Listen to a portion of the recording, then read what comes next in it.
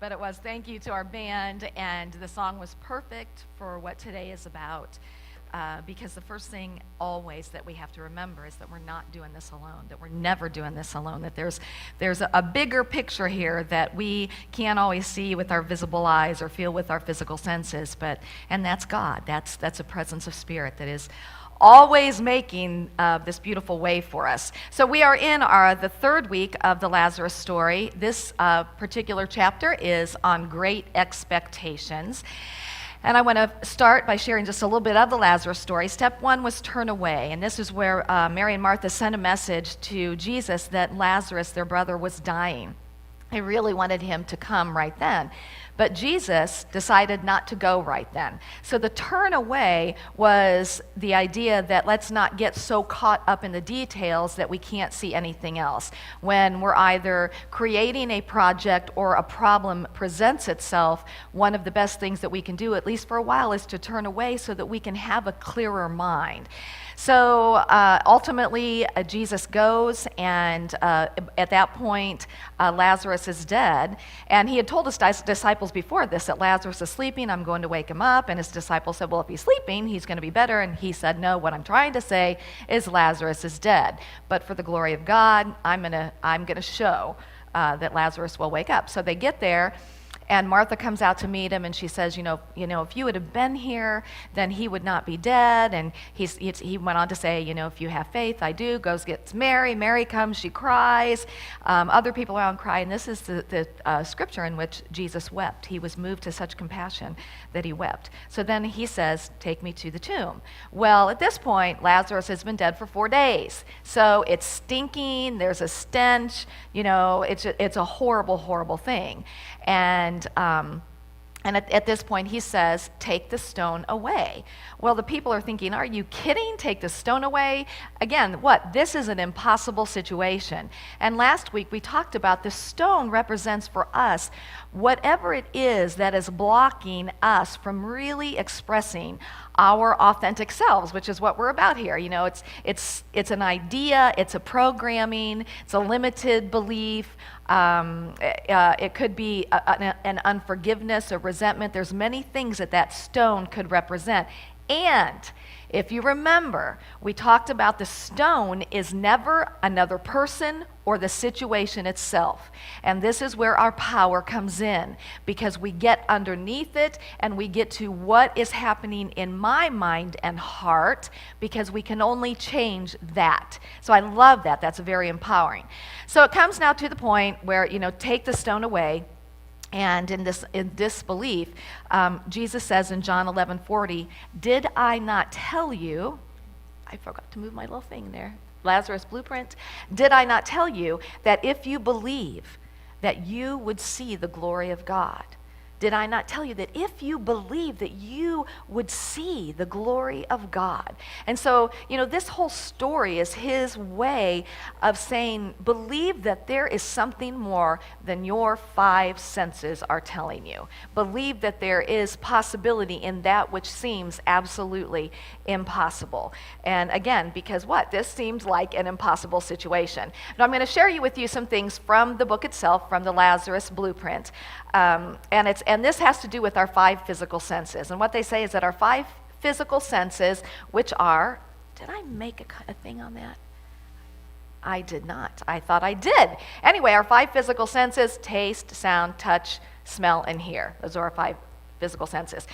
And that they're constantly feeding information to us. They're all the time feeding information to us, and that they're continually bombarding us with fragments of data that we collect and then we interpret. And what happens is our interpretations then become our facts. But no matter what our senses are telling us, and this is so much of what this chapter is about, we simply cannot trust them to feed us the complete truth. We cannot trust this outer realm to feed us the complete truth. And you've heard the saying, seeing is believing, and they're saying not really, because we can never see the bigger picture. And I love the examples that they use. They said, take the human eye. The human eye can only see objects which reflect light from the infrared the waves between the infrared and the ultraviolet. And that is a mere 1% of what is around us. That means that we literally cannot see with our physical eyes 99% of what is around us.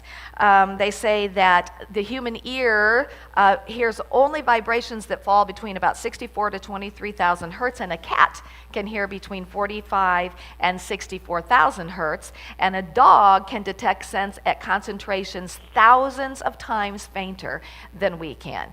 And they get this point over and over again. In other words, our 5 physical senses alone, hear that, alone, are inadequate monitors of what is actually going on around us.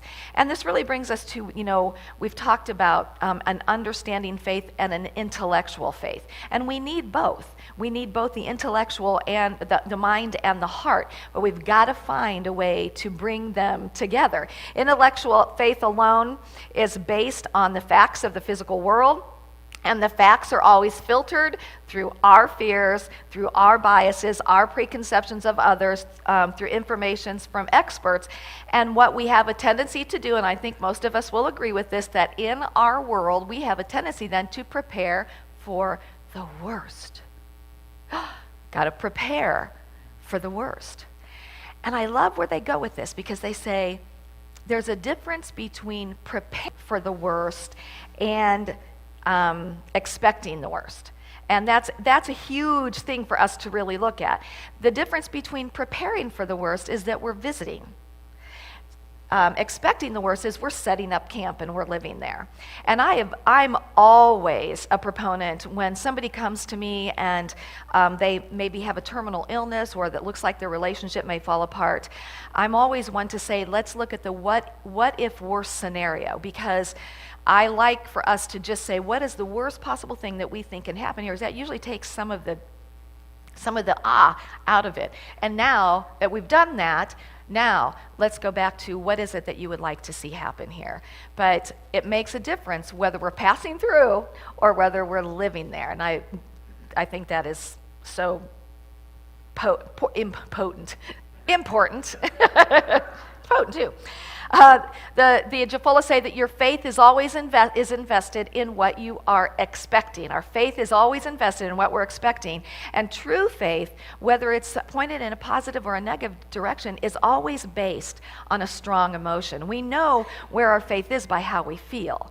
And so what our goal today is to really get a hold of, where is my faith directed, and how can I start to change that direction? What are some ideas that I can use to change the direction of that? Okay.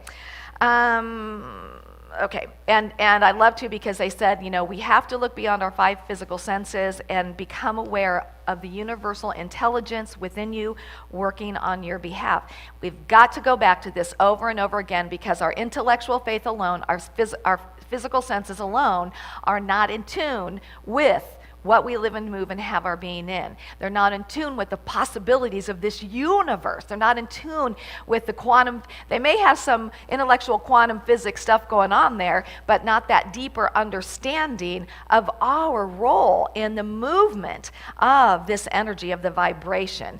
And I always love to go back to Goethe, where it says, the moment one definitely commits oneself, the moment that we move strong into an expectation, then providence moves too, and all sorts of things occur to help one that would never have otherwise occurred. A whole stream of events issue from the decision, raising in one's favor all manner of unforeseen incidents and meetings and material assistance which no man could have dreamed would have come his way. And I would have to say that the Dowmans are perfect examples of that today, as they sit here, having been retired early unexpectedly from a job, and took the hit. And I'll tell you what, they so quickly lined up with pointing their faith in a direction, and this is exactly what happened to them. And they spent 5 weeks in Africa. Their whole life has changed. Let's see, which no man could have dreamed would have come their way. Could you just raise your hands for a moment so I can see your real people? Yeah. Yes. Hallelujah, amen. I love when you can see and point to people whose lives have truly changed by believing in something more than what the intellect was telling them. Love that.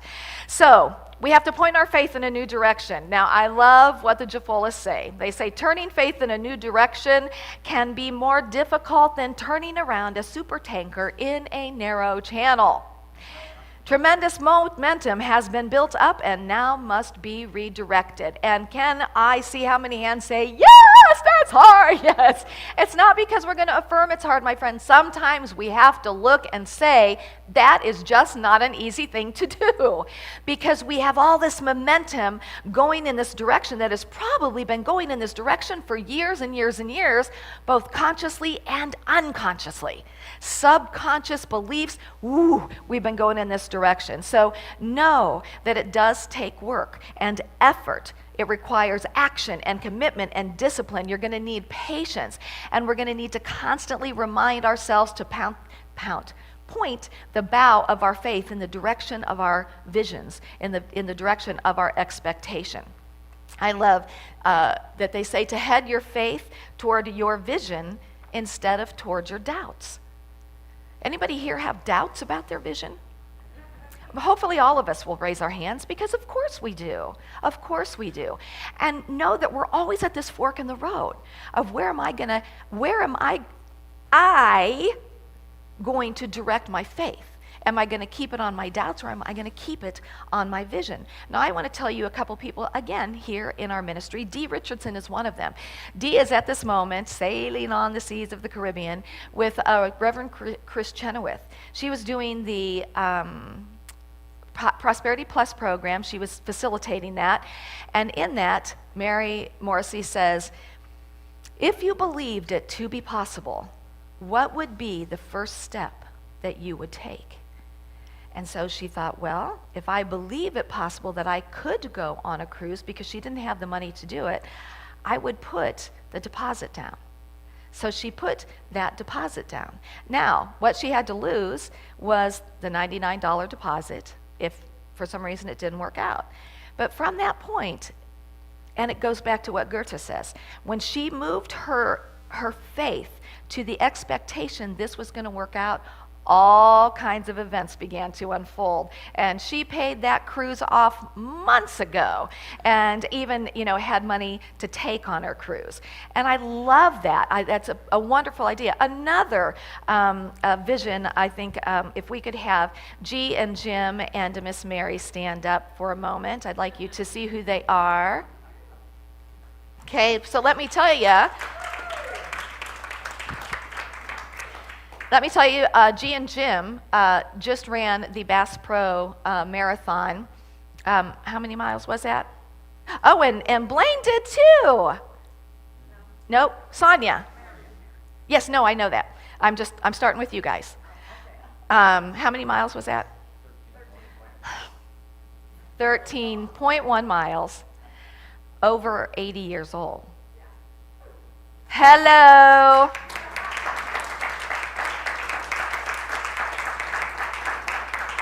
Came in first place in the over 70 category.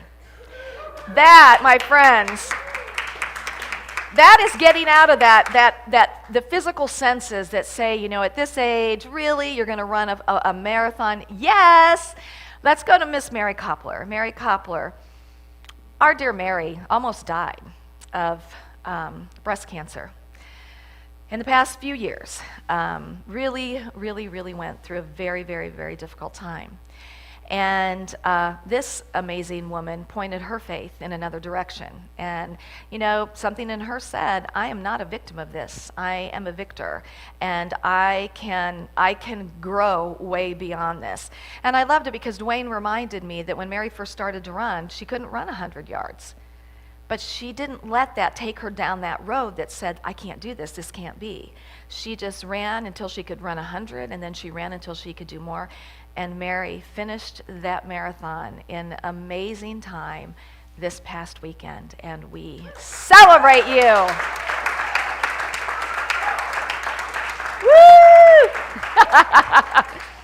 So thank you guys for being here today. Okay, so what we need to do is we need to retrain and re-aim our faith. And how do we do that? There's a wonderful book that I got a while back by Mindy Odlin. I actually got to do some classes with Mindy when I was getting my license for teaching. And it's called What If It All Goes Right? Creating a New World of Peace, Prosperity, and Possibility. Now here's some of the things that Mindy says. What if people around the world discovered that deep, lasting, personal, and spiritual fulfillment in every area is accessible to us all right now and always has been, if only we are willing to come together and see our lives from a new perspective. She also says, what if every problem you've ever had was planting the seeds for a great awakening? Now, here's the thing about this, and some friends and I had this discussion. This kind of stuff can sound really woo-woo. Absolutely. And you know what? I understand that because I kind of call it spiritual malpractice, where somebody's going to come up to you and say, just change your thinking and your life will change. Like in that one little sentence, poof, magic happens in our life, just changes. I want to go back to the fact that it takes commitment, discipline, effort, consistency, and patience. It will take this to move our faith in a different direction. What I know for sure in my own life is that my life has changed dramatically and continues to because of pointing my faith in a different direction and sometimes trudging through the things that came along. Now, I think that was woohoo!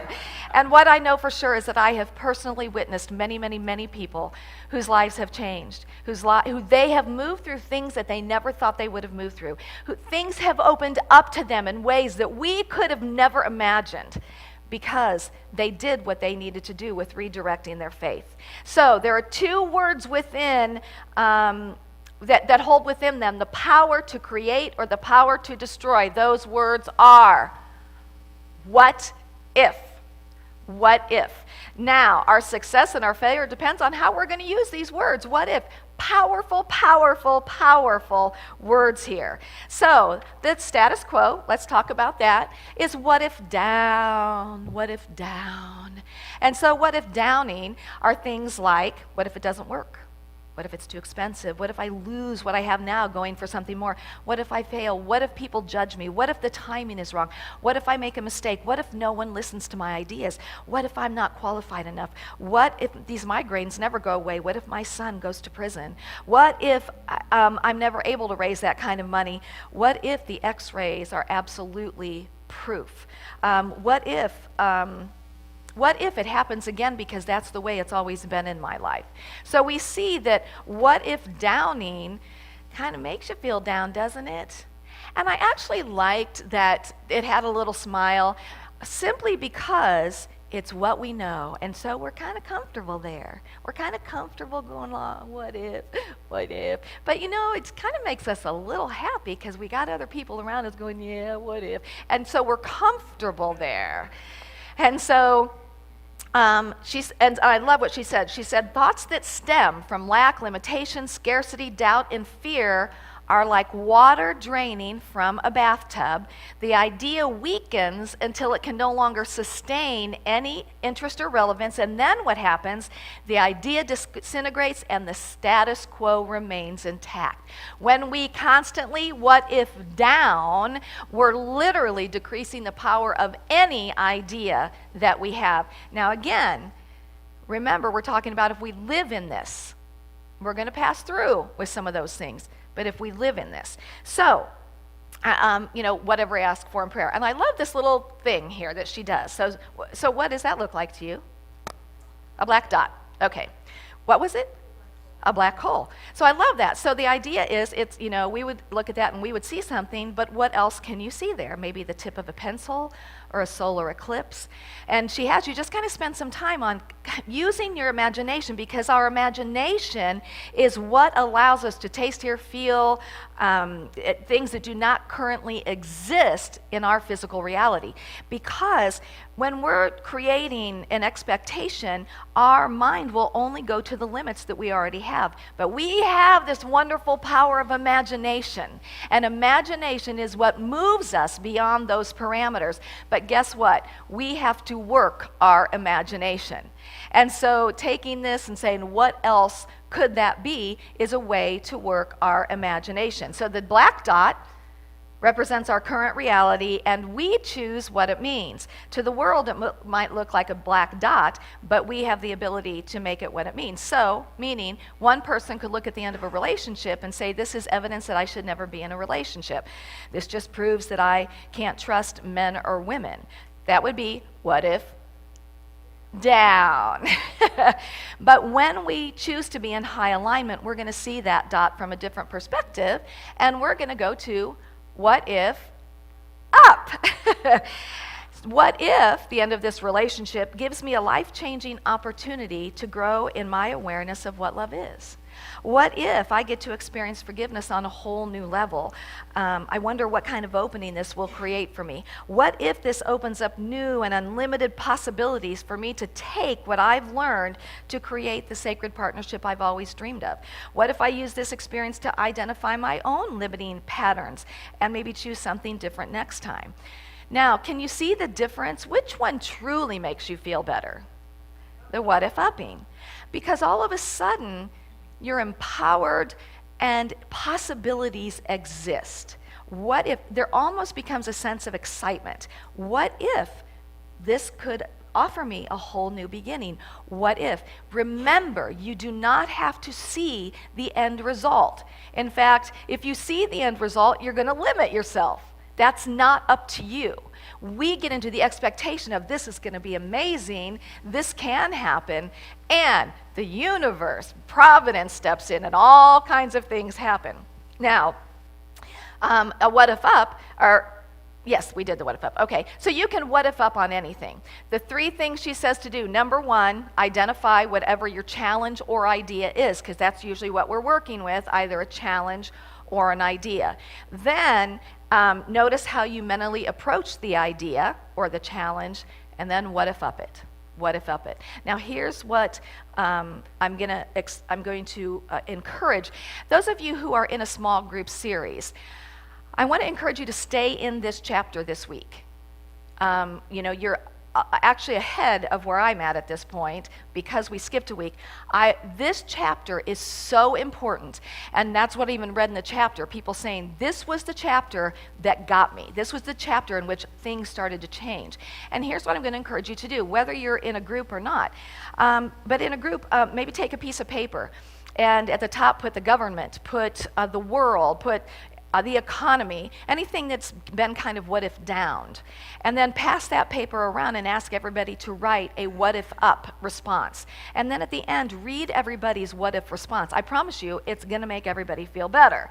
I encourage you as an individual to take this particular great expectation thing, the what if upping, and look at things in your own life. So now, hopefully, we've gotten some clarity on what the stone is, what our Lazarus is that we're working on. So we start taking components of that, and we write down, what if up? And we start to ask questions that are going to expand us, that are going to take us into a possibility mode. This is the first step in really being able to start turning the direction. And you'll be amazed when, and I go back to, when you know that it's going to take effort, it is going to take commitment, it is going to take discipline, it is going to take patience, and it's going to take consistency. But as you start to do that, you're going to be amazed at how quickly it starts to turn, because the positive, the light will always overcome the dark. Every time. Every time. And you'll know why else? Because God, the universe, is always moving on the greater good of you. So we're simply back here going against the flow, and the moment we turn around, woo, it's like, woohoo, look at this, here I go. So it helps us to move further along quicker. So we are going to close today with the affirmation, and it's up here. So I'm going to invite you, there's 2 pages to this, to join with me in saying this. My positive expectation gathers a tremendous energy that draws to me people and circumstances and bodily changes that will support my expectations. I joyfully open myself to the spirit of life within me as it transforms and blesses me every step of my way. I fully expect the right things to happen in my life, and I am at peace. And so it is, and so it shall be. Here's the one thing I really don't want you to go around saying to people, up yours. That was from Richard this morning, thank you. Was it Richard? Yeah. But it really is what it's about. You're upping your what ifs. So really spend some time with this week. Catch yourself. It's going to be really fun to do the what if upping. So namaste.